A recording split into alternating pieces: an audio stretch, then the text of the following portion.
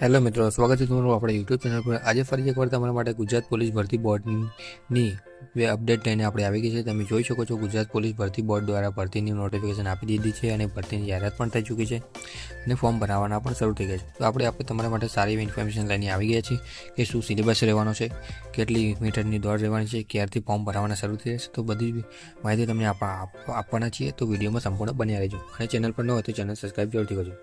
તો ચલો આપણે વિડીયોની શરૂઆત કરીએ। ગુજરાત પોલીસ ભરતી બોર્ડની કચેરી, બરાબર છે, બંગલા નંબર 12।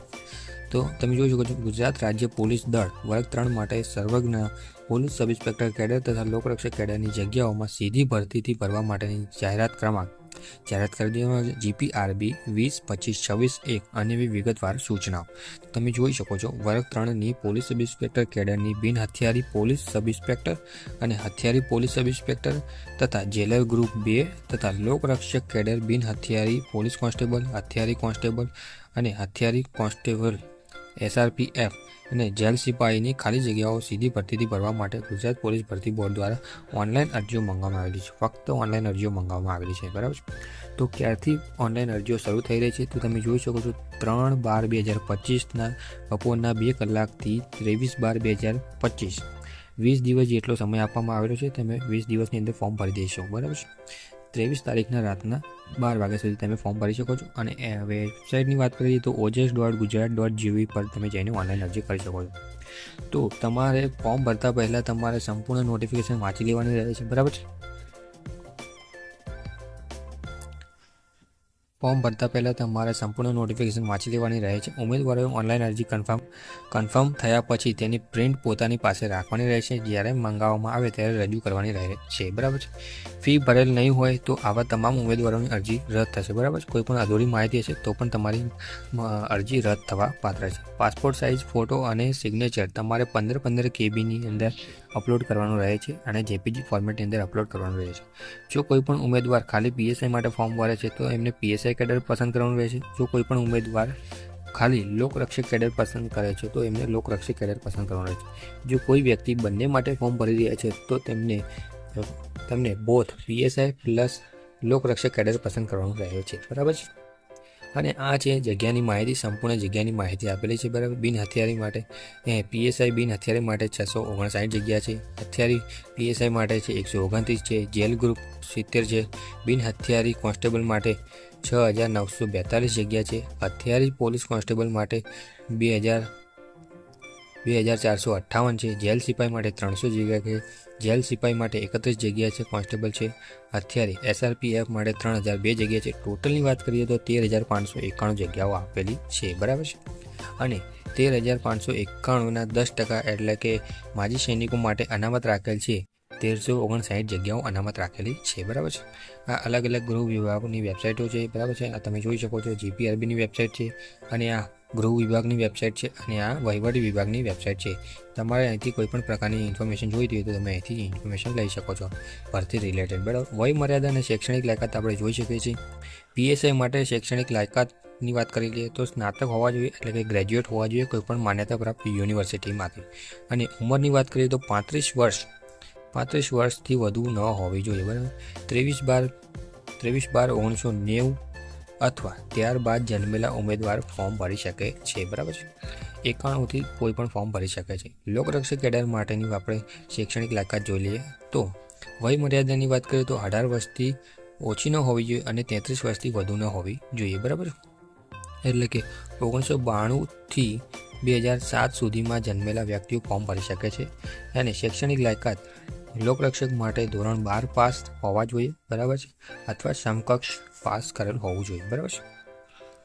અને પોલીસ સબ ઇન્સ્પેક્ટર કેડર અથવા લોકરક્ષક કેડરમાં ઉપલી વય મર્યાદા બાબતે સૂચનાઓ જે કોઈ પણ વ્યક્તિઓને છૂટછાટ જોઈતી હોય ઉંમરની અંદર તો આ કેટેગરીઓને છૂટછાટ આપવામાં આવેલી છે, બરાબર છે। તો આ તમારે વિડીયો પોઝ કરીને જોઈ લેવા વિનંતી, બરાબર છે। પોલીસ સબ ઇન્સ્પેક્ટર કેડર અને લોકરક્ષક કેડર માટે જરૂરી સૂચના કોમ્પ્યુટરનું જ્ઞાન, બેઝિક નોલેજ તમે ધરાવતા હોવા જોઈએ। ગુજરાતી અને હિન્દી અથવા બંને ભાષાનું જરૂરી જ્ઞાન તમારે ધરાવતા હોવા જોઈએ। અને સામાજિક અને શૈક્ષણિક રીતે પછાત વર્ગના ઉમેદવારો SC/BCના ઉમેદવારોને નાણાકીય વર્ષ 22-23, 23-24 અને 24-25ની આવક આધારે 1/4/2023 થી 23/12/2025 સુધીનું નોન ક્રિમિલિયર સર્ટિફિકેટ તમારે આપવાનું રહે છે, બરાબર. ફોર્મ ભરતી વખતે શારીરિક ધોરણોની વાત કરી લઈએ તો મૂળ ગુજરાતના અનુસૂચિત જનજાતિના ઉમેદવારો માટે 162 સેન્ટીમીટર ઊંચાઈ હોવી જોઈએ અને 79 છાતી હોવી જોઈએ અને ફુલાવીને 84 થવી જોઈએ, બરાબર છે. અનુસૂચિત જાતિના ઉમેદવારો સિવાય કોઈ પણ ઉમેદવારોએ 165 સેન્ટીમીટર ઊંચાઈ હોવી જોઈએ, 79 છાતી હોવી જોઈએ, ફુલાવ્યા વગરની અને ફુલાવ્યા સાથે 84 હોવી જોઈએ, બરાબર છે. ઓછામાં ઓછી 5 સેન્ટીમીટરનો ફુલાવો હોવો જોઈએ છાતીમાં, બરાબર. મહિલા ઉમેદવારો માટે મૂળ ગુજરાતના અનુસૂચિત જનજાતિના ઉમેદવાર માટે 150 સેન્ટીમીટર ઊંચાઈ છે અને બાકીના બધા જ માટે 155 સેન્ટીમીટર ઊંચાઈ રાખવામાં આવેલી છે, બરાબર છે, મહિલા ઉમેદવારો માટે. પછી તમે જોઈ શકો છો, ઉમેદવારે નીચે જણાવ્યા પૈકીની એક કે વધારે શારીરિક ખામી ધરાવતો હશે તો તેને શારીરિક રીતે અયોગ્ય ગણવામાં આવે છે. મેડિકલની અંદર તમે જોઈ શકો છો, એક છે વાંકા ઢીંચણ, ફૂલેલી છાતી, ત્રાંસી આંખ, સપાટ પગ, કાયમી અતિશય ફૂલેલી નસ, ફૂલેલો અંગૂઠો, અસ્થિર અસ્થિભંગ અંગ, સડેલા દાંત, ચેપી ચામડીના રોગ અને રંગ અંધત્વની ખામી, કલર બ્લાઇન્ડનેસ. મુદ્દા નંબર 10, જેલ સિપાઈ મહિલા અથવા પુરુષ માટે લાગુ પડતો નથી.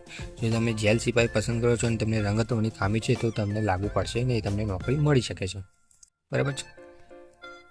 પછી આપણે આગળ જોઈએ તો પરીક્ષા ફીની વાત કરી લઈએ તો જનરલ કેટેગરી માટે 100 રૂપિયા પરીક્ષા ફી રાખવામાં આવેલી છે. બાકીની કેટેગરી ઈડબ્લ્યુએસ છે, શિડ્યુલ કાસ્ટ, SC ST, બરાબર છે.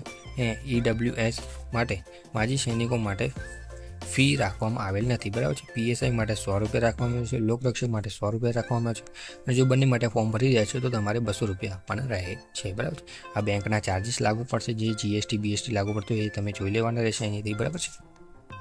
આપણે આગળ વધીશું.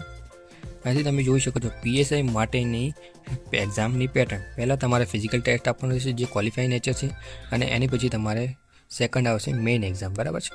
અને લોકરક્ષક એટલે કે LRD માટે તમારે ફિઝિકલ ટેસ્ટ આપવાનો રહેશે જે ક્વોલિફાઈ નેચર છે. બંને માટે એક જ રહેશે જો બંનેમાં ફોર્મ ભરતા હોય તો. અને બીજું આવશે તમારે ઓબ્જેક્ટિવ MCQ ટેસ્ટ એટલે કે MCQનું એક પેપર આવે છે, બરાબર છે. PSI માટે લોકરક્ષક શારીરિક કસોટી માટે પોલીસ સબ ઇન્સ્પેક્ટર કેડર તથા લોકરક્ષક કેડર બોથમાં એપ્લિકેશન PSI પ્લસ LRD તરીકે અરજી કરેલ છે અને તો તેઓએ એક જ વાર શારીરિક કસોટી આપવાની રહે છે, બરાબર છે. Physical test qualify nature. આપણે ફિઝિકલ ટેસ્ટની વાત કરી લઈએ કેવી હોય છે, બરાબર. તમામ જગ્યાઓ માટે નીચે પ્રમાણે એક જ સંયુક્ત શારીરિક કસોટી યોજાશે, બરાબર છે. પુરુષ માટેની 5 કિલોમીટર એટલે કે 5000 મીટર દોડ વધુમાં વધુ 25 મિનિટમાં પૂરી કરવાની રહે છે. મહિલા માટે 1600 મીટરની દોડ વધુમાં વધુ 9 મિનિટ અને 30 સેકન્ડમાં પૂરી કરવાની રહે છે. એક્સ સર્વિસમેન, બરાબર, 2400 મીટરની દોડ વધુમાં વધુ 12 મિનિટ અને 30 સેકન્ડમાં પૂરી કરવાની રહે છે. પોલીસ સબ ઇન્સ્પેક્ટર કેડર અને લોકરક્ષક કેડર માટે જરૂરી સૂચનાઓ ઉપર આપેલી છે, તમે જોઈ શકો છો. કેડર માટે જરૂરી સૂચના એટલે કે સેકન્ડ સ્ટેજ મેઇન એક્ઝામ માટે જનરલ સ્ટડીનું MCQનું પેપર આવશે જે 200 માર્ક્સનું રહેશે. 3 કલાકનો સમય આપવામાં આવશે અને ગુજરાતી અને ઇંગ્લિશ લેંગ્વેજનું સ્કિલ ડિસ્ક્રિપ્ટિવ 100 માર્ક્સનું પેપર રહેશે જે 3 કલાકનો સમય આપવામાં આવશે. ટોટલ મેઇન એક્ઝામની અંદર 2 પેપર આવશે અને 300 માર્ક્સનું પેપર થશે જે 6 કલાકનો સમય આપવામાં આવે છે. સિલેબસ અહીંથી તમે જોઈ શકો છો. વિડીયો પોઝ કરીને આપણે તમને અલગથી બતાવી દઈશું, બરાબર છે. વિશેષ ગુણભાર. PSI માટે જો કોઈ રક્ષા શક્તિ યુનિવર્સિટીમાંથી કોર્સ કરેલા છે તો એમને 1 વર્ષ માટે 5 ગુણ મળશે, 2 વર્ષ માટે 9 ગુણ મળશે, 3 વર્ષ માટે 12 ગુણ મળશે અને 4 વર્ષ માટે 15 ગુણ મળવાના રહે છે, બરાબર છે. PSI માટે છે. અને લોકરક્ષકોની પેટર્ન આપણે જોઈ લઈએ તો 200 માર્ક્સનું પેપર રહેશે, 3 કલાકનો સમય મળશે. એની અંદર પાર્ટ A ની અંદર તમારે 80 માર્ક્સનું પેપર આવશે, બરાબર છે, 40% મિનિમમ છે. અને પાર્ટ B ની અંદર તમને 120 માર્ક્સનું પેપર આવશે. એ એક જ પેપર હશે 200 માર્ક્સનું. એની અંદર 2 પાર્ટ આપવામાં આવેલા છે અને એની અંદર બીજા પાર્ટની અંદર 120 MCQ આવશે. 40% મિનિમમ તમારે લાવવાના રહે છે. સિલેબસ અહીંયા આપેલો છે. વિશેષ ગુણભાર. જો કોન્સ્ટેબલની અંદર વાત કરીએ તો 1 વર્ષ માટે 3 ગુણ મળવાના રહે છે, 2 વર્ષ માટે 5 ગુણ મળવાના રહે છે, 3 વર્ષ માટે 8 ગુણ અને 4 વર્ષ માટે 10 ગુણ, બરાબર છે. આ રક્ષા શક્તિ યુનિવર્સિટીમાંથી કોર્સ કરેલા હોય એ લોકો માટે છે. બીજી પસંદગી યાદીની વાત કરીએ તો પસંદગી યાદી આ પ્રકારની છે, બરાબર છે. તમે અહીંથી વિડીયો પોઝ કરીને જોઈ શકો છો. આપણે બતાવીશું તો વિડીયો લાંબો થઈ જશે. બાકી તમને કોઈ પણ પ્રકારનો પ્રશ્ન હોય તો તમે આપણે પૂછી શકો છો, જોઈ શકો છો. નિર્જા ગોટુ IPS દ્વારા પેલી છે, બરાબર, ઓફિશિયલ નોટિફિકેશન છે. કોઈ પણ પ્રકારનો પ્રશ્ન તો પૂછી શકો છો, બરાબર છે. અને આપણે આની પછી તમારે ઓનલાઈન ફોર્મ કઈ રીતે ભરવું એનો પણ વિડીયો આપણે તમને બતાવી દઈશું કે કઈ રીતે તમે તમારું કોન્સ્ટેબલનું કે પીએસઆઈનું ફોર્મ તમે કઈ રીતે ભરવા માંગો છો, કઈ રીતે ફી ભરવાની છે, બધી જ માહિતી આપણે તમને આપીશું. બરાબર છે. વિડીયો ગમે તો લાઈક કરજો, શેર કરજો, તમારા મિત્રો સુધી શેર કરજો જેથી તેમને પણ માહિતી ખબર પડે. Thank you for watching video.